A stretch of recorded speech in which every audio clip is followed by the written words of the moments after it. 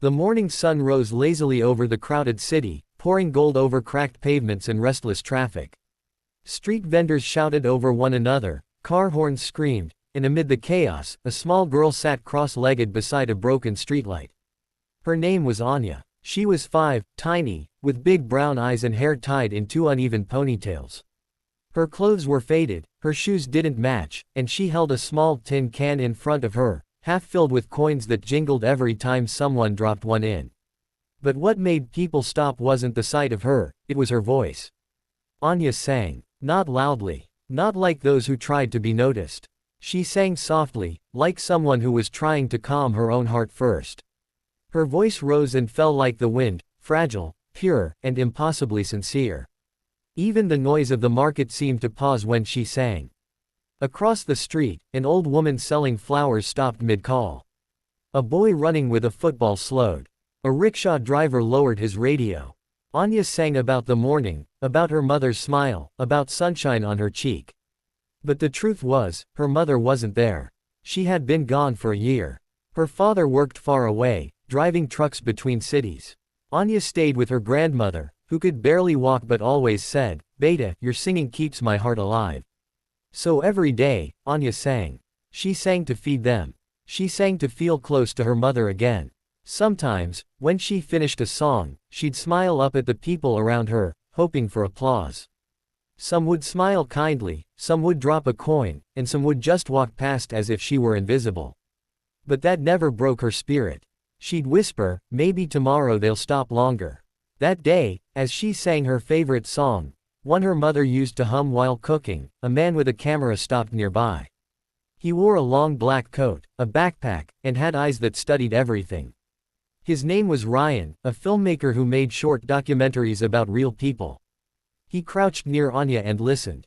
Her song was simple, about love, loss, and light. But when she reached the chorus, her voice cracked slightly. She bit her lip and kept going, her little hand clutching her skirt as if holding back tears.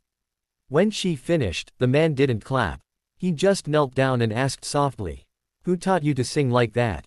Anya looked up, wiping her nose. "Mama did. But," she went to the stars. Ryan's throat tightened. "The stars?" She nodded seriously. "Grandma says good people become stars so we can still see them. I sing to her every morning so she doesn't feel lonely up there." He smiled sadly. "Do you sing every day?" "Yes," she said. "If I sing good, people give money. Then I buy milk for Grandma." Ryan's camera was already rolling. He hadn't meant to film, he just wanted to listen. But something in that tiny voice had cracked open something inside him. "Would you like to sing again?" he asked gently. Anya looked unsure. "Will you give 1 coin?" He laughed softly. "I'll give you more than that." She nodded, took a deep breath, and sang again. This time, she poured everything she had into it. The cars, the shouting, the world, it all blurred. Only her song existed, pure and trembling in the air. When she finished, a small crowd had gathered. People clapped. Some even cried. Someone gave her a chocolate bar, someone else dropped a note instead of a coin. Anya beamed. Ryan captured all of it, the tiny fingers clutching coins, the trembling smile, the song that rose from heartbreak but bloomed into hope. Later that night, he uploaded the video with the title, "Greater Than, She's 5.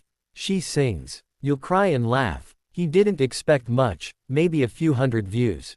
But by morning, it had crossed 2 million. The world had fallen in love with the little girl on the street corner. A week later, the same girl sat nervously on a chair, but this time, not on a dusty road. She was in a studio. Big lights. Big cameras. A huge stage. Someone had invited her to sing on a national TV show after seeing the viral video. Anya wore a small white dress someone had donated. Her hair was brushed neatly, she held a toy microphone, staring wide-eyed at everything around her. Ryan was there too. He'd promised to stay by her side. "Just sing like you do for your mama, okay?" he whispered. Anya nodded, clutching her small hands.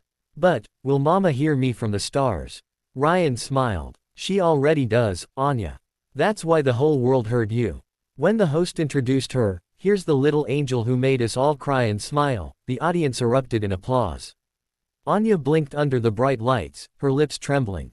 She had never seen so many people smiling at her before. The music started, the same song she'd sung on the street. For a moment, her nerves froze her in place. The lights were hot, the silence heavy. She looked down, almost ready to run. Then she heard a whisper in her memory. "Sing, my sunshine. Always sing with your heart." Her mother's voice. Anya took a deep breath and sang. At first, her voice was small, fragile, trembling like a candle in the wind. But soon, it grew. Her hands opened, her eyes glowed, and she poured her soul into every word. The audience leaned forward, silent and spellbound. Even the cameramen stopped adjusting their focus, they just stared. Her song wasn't perfect. She missed notes. But it was real. Every word was a heartbeat. And when she reached the last line, "I'll find you in the stars tonight," her voice broke, just like in the street. But this time, instead of silence, the room erupted in applause. People stood. Some cried openly. The judges were speechless. One of them whispered, "That's not talent. That's truth." Anya looked around, confused at first, then smiled, the same innocent smile she gave the passing strangers on the street. She bowed shyly, then ran off stage straight into Ryan's arms. "Did I sing good?" she asked breathlessly. "You sang perfect," he said, his eyes wet. "The stars must be dancing right now." That night, the clip went viral again. Within hours, offers poured in, sponsors, donations, music schools offering free lessons. But Anya didn't care about fame.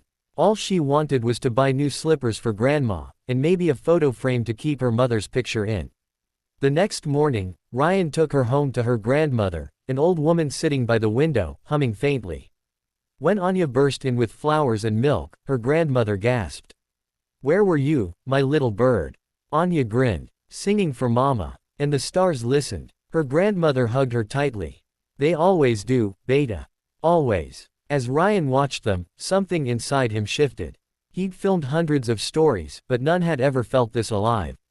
That night, he edited one last clip, the final scene of his short film. It showed Anya singing on stage, then a cut to her mother's photograph, then the stars outside the window. The caption read, "Greater than, some voices are born from pain. But when they sing, the world heals." The video crossed 50 million views in a week. People from every corner of the world donated to support her education. A small music school near her neighborhood offered free training. Months passed. Anya didn't change much. She still sang to her mother every morning, still helped her grandmother make tea, still smiled at everyone passing by. But now, when she sang, she didn't do it to survive, she did it to share love. And Ryan, he'd found his purpose again. He named his next project, The Voices of Hope, inspired by a 5-year-old who had nothing except a song strong enough to change the world. Years later, a grown-up Anya stood backstage again, this time at a grand concert hall. Thousands of people waited outside. Her white dress shimmered under the lights. She looked up at the night sky through the ceiling glass. "Ready?" someone asked. Anya smiled. "Always." When she walked onto the stage, the crowd roared. But she didn't see them. She saw only two faces in her heart, her grandmother's, wrinkled and proud, and her mother's, shining among the stars. She took a breath, and sang the same song she had sung at 5, the one that had carried her from a street corner to this very moment. The music swelled, her voice soared, and the world listened once more. And somewhere far above, a mother smiled through the stars, whispering, "You did it, my sunshine."